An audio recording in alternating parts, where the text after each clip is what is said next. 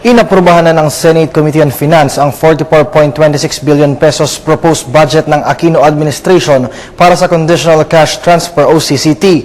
Mula sa pondo nitong 39.45 billion pesos ngayong taon, dinagdagan ito ng palasyo ng 12.2% at inaasahang 700,000 karagdagang pamilya ang makikinabang dito. Ang ilalaang 44.26 billion ay 78.8% ng proposed 2013 budget ng DSWD na naisabit na for plenary deliberation.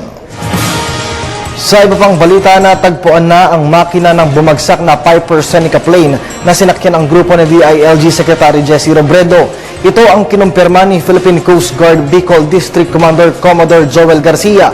Pasado alas 12:40 nang makita ng technical divers ang naturang bahagi ng eroplano sa ilalim o sa lalim na 180 feet ng karagatan ng Masbate. Natagpuan nila ito hindi malayo sa lugar kung saan nakita ang wreckage ng makina. Samantala, maaari nang masimula ng Civil Aviation Authority of the Philippines ang kanilang investigasyon kaugnay sa nangyaring pagbagsak ng Piper Seneca plane.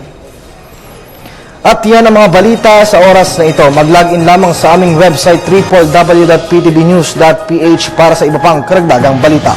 Magandang hapon, ako po si Kirby Cristobal.